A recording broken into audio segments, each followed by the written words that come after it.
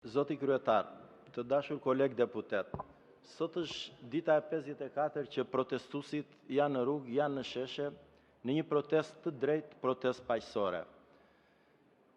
Tani, unë kam një pyetje të thjeshtë për ju të nderuar koleg. Në rast se parlamenti dhe ne si deputet do mbrohemi nga policia me gaz lotësjellës dhe me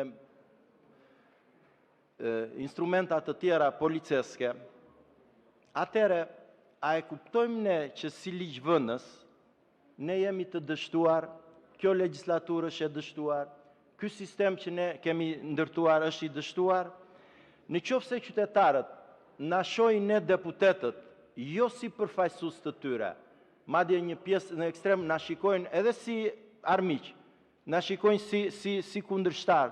Atëre, a nuk mendoni ju që ne duhet të reflektojmë gjithë secili, të reflektojmë dhe si grupe parlamentare dhe të reflektojmë thellësisht.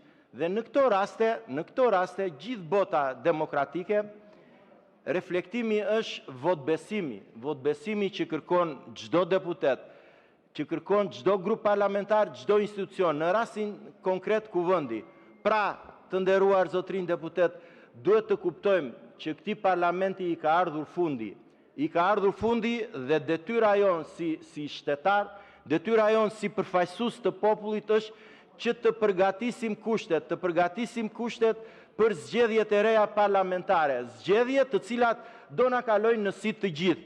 Dhe për këtë gjë, ne duhet të plotësojmë të dy kërkesat e opozitës, dy kërkesat më urgjente.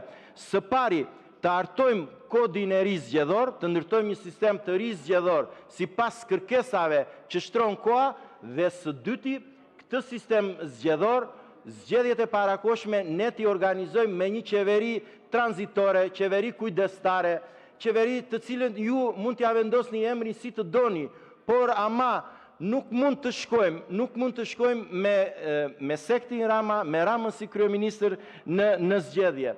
Të dashur deputet, në këto raste njeriu vë në balancë ndërgjegjen, vë karakterin, vë karrierën e tij për sot dhe për nesër. Dua t'ju kujtoj që dhe në vitet 90, në dhjetor, 90, tetor, 90, në Partinë Socialiste kishte njerëz me integritet, si skulptori i shquar Mumtaz Drami, profesor Petrit Gaçe, inxhinieri i shquar Ismail Ahmeti, që kërkuan t'u hapej rrugë protestave studentore.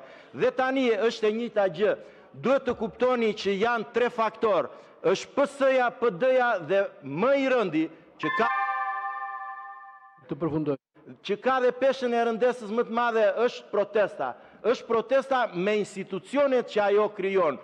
Po ju përcjell një thënie të një studiusi, politologu, Francis Fukuyama, në librin e tij Ndërtimi i shtetit, fjalinë e parë ka: ndërtimi i shtetit është forcimi i institucioneve ekzistuese dhe krijimi i atyre institucioneve të reja.